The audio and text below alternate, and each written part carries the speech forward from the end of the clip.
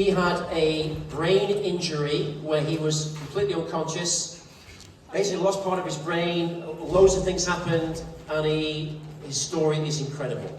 So this man made it back from the dead, basically. Okay, so let's give him a nice welcome. Y'all can hear me? Yeah. Good to go. If I only had a brain. I do. And so do you all. And before I get into my start over story, I want to do a little fun mental exercises with you all with the lens of what changed my life, which is neuroplasticity. But first, we just got to ask the question, what is neuroplasticity? Well, I define it as the ability of the brain, body, and nervous system to change, heal, and adapt over time according to our thoughts, our feelings, our behaviors, and habits. So let's have some fun, shall we? We're going to do what I call our mind gym exercises, just so everybody gets involved. And it's very similar to what you showed us earlier. So let's everybody clasp your hands together. And now stick out your left pinky on your left side, and then your thumb on the right side. Now switch. Switch. Y'all are doing great. Switch. All right. So know that takes a lot of mental energy. It improves your memory. It rewires new neural pathways. And the next one we're going to do is really fun. So what I want you to do is to turn sideways a wee bit. And start going in circles. Circular direction, just like that. Okay, we all got that. Now let's go backwards. Back it up. Back it up. All right, here's where we get real tricky. So we're going to do left going back. And then we're simultaneously going to try right.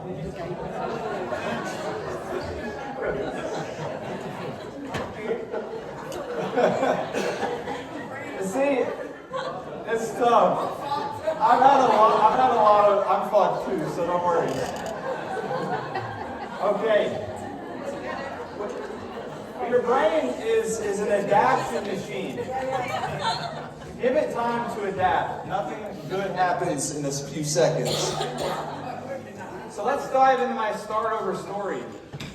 I was a great kid growing up. Had two wonderful, amazing parents, and I grew up on a farm.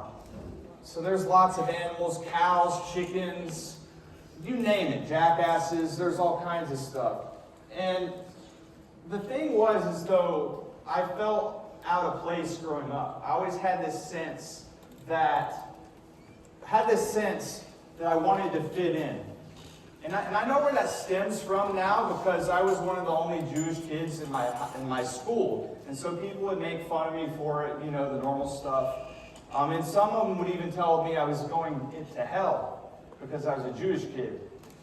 But that manifested in a desire to really fit in. And at first, that was okay because I played a lot of sports growing up.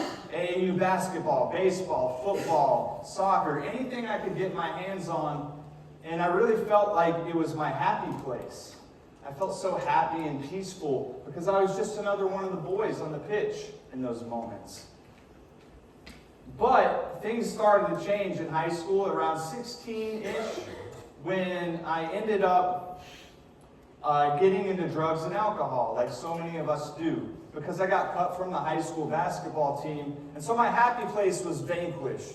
And so I was like, yeah, okay, drugs and alcohol are going to be the route where I can fit in with my friends and family, and it's going to all be fun and games from there. But as we all know, drugs and alcohol lead to a very slippery slope. And I ended up through high school and through college, I ended up getting deeper and deeper into drugs and alcohol, taking pills, ecstasy, anything I could get my hands on. And I was a college flunk out, a dropout, a drunk, an addict, you name it, I was involved in it. And then things really started to take a turn for the difference about 12 years ago. And I do say viewer discretion advised if you are queasy, because it does involve some violence. Let me go click the button to make sure it goes through. Asheville police are investigating an alleged assault. It was caught on camera in front of a popular downtown bar. Now, the video shows one man knocking another unconscious. News 13's Frank Crocker is streaming live from the scene. When did it happen, Frank? Well, that's just one of the things police need to figure out, one of the mysteries. But the punch was posted on the internet yesterday, and already 66,000 people have viewed it. One person saw it up close, way too close.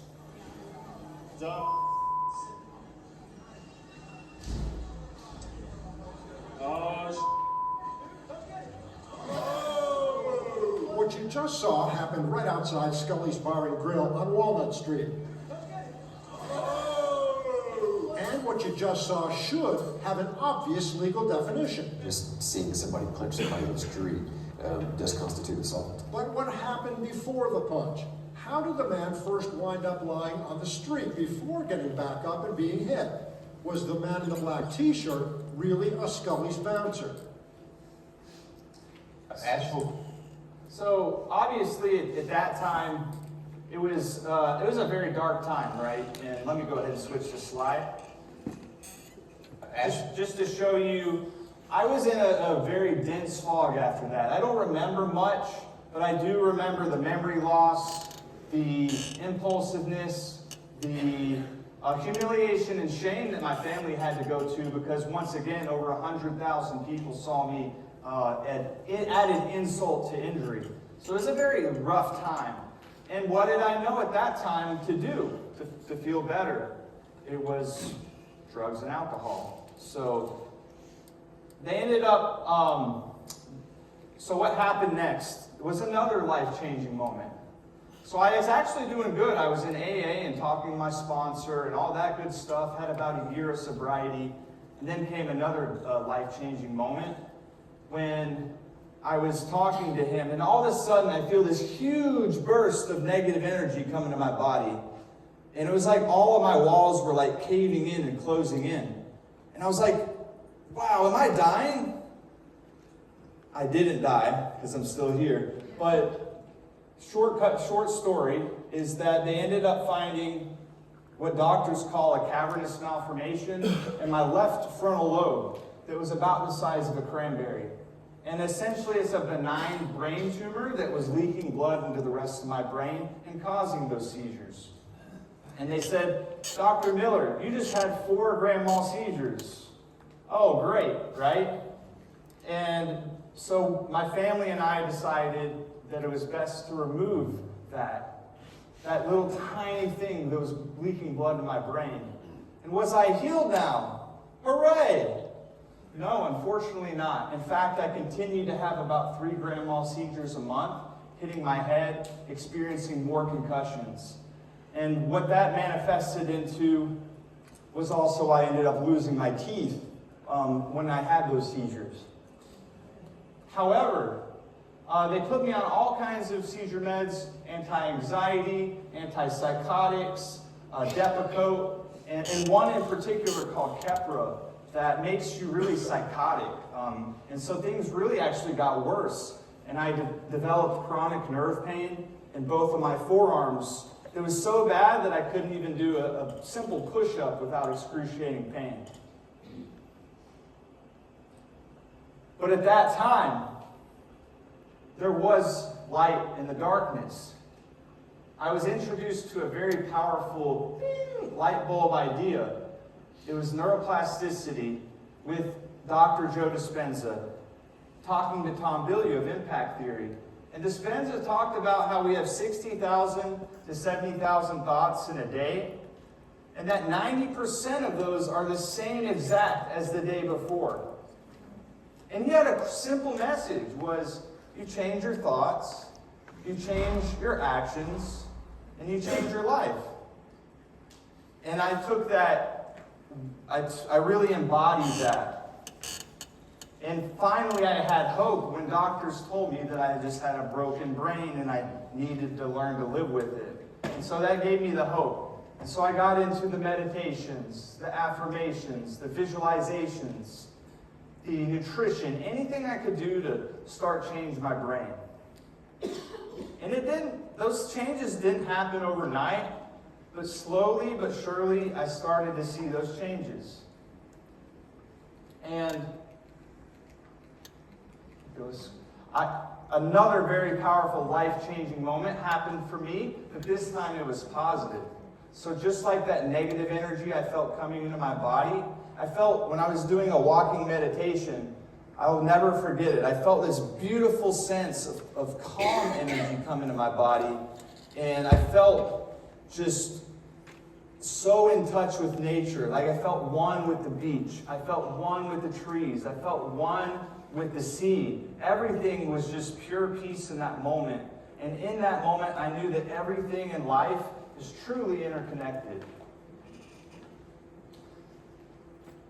And things started to get better after that time exponentially. I ended up getting into speed reading. If you all know Jim Quick, some of you may know him, I went from 200 words per minute to over 600 words per minute.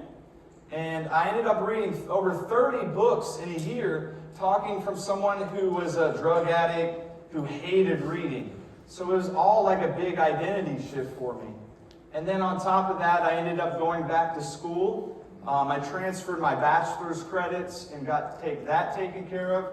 I did my master's, my doctorate work, and my PhD on traumatic brain rehabilitation, the natural traumatic brain rehabilitation.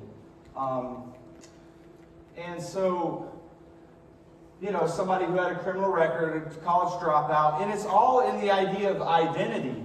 That if you just start with these little tiny movements that we did at the beginning of the exercises, you can little by little add that up. And things continue to get better for me in 2025. I worked on my book with Sir Marco, actually, and it ended up becoming Brain Rescue. My first book became an international best-selling author. Number one.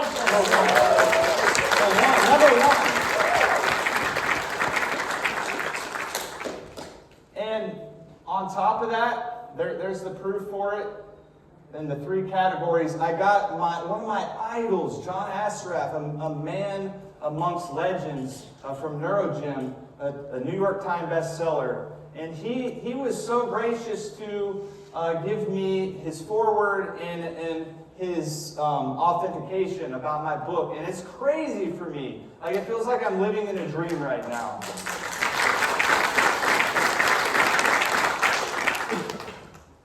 So if you all are struggling out there right now, I get it. There's the economy, there's geopolitical conflict, there's Donald Trump.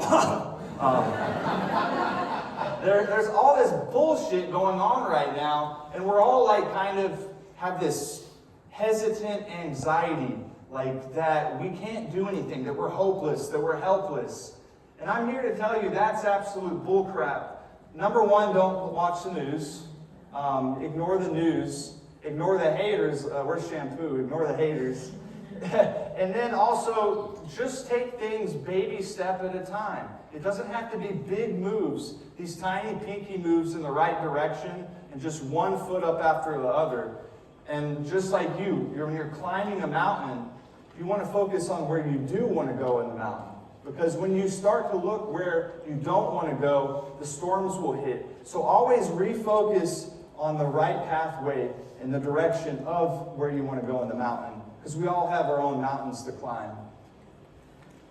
And so, you all can follow me here at Dr. Brody Miller on Instagram, where we do fun exercises like this. And I just want to say, if we all had a brain. Remember that we have this magnificent piece of architecture in our brain, this 3 pounds, and it's the most complicated thing in the entirety of the universe.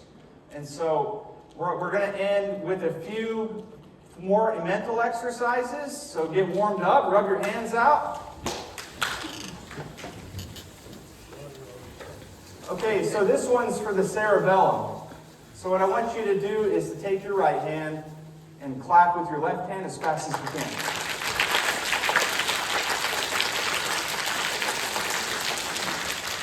Oh, thank you very much.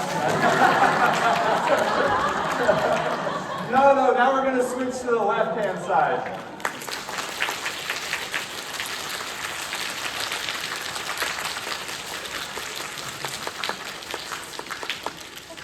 Did you notice any difference? Anybody?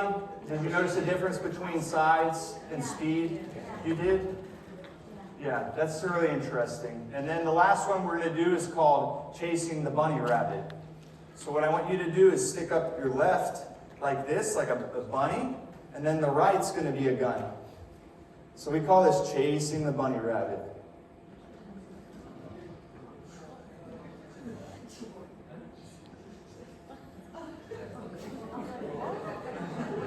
Keep at it, don't give up yet. Who's got it? Who's got it? Somebody stand up. Who's got one? You got one, Marco? Okay.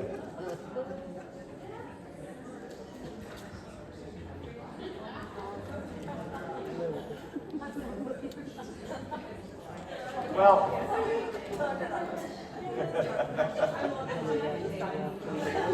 I think you all like the clapping one better than me.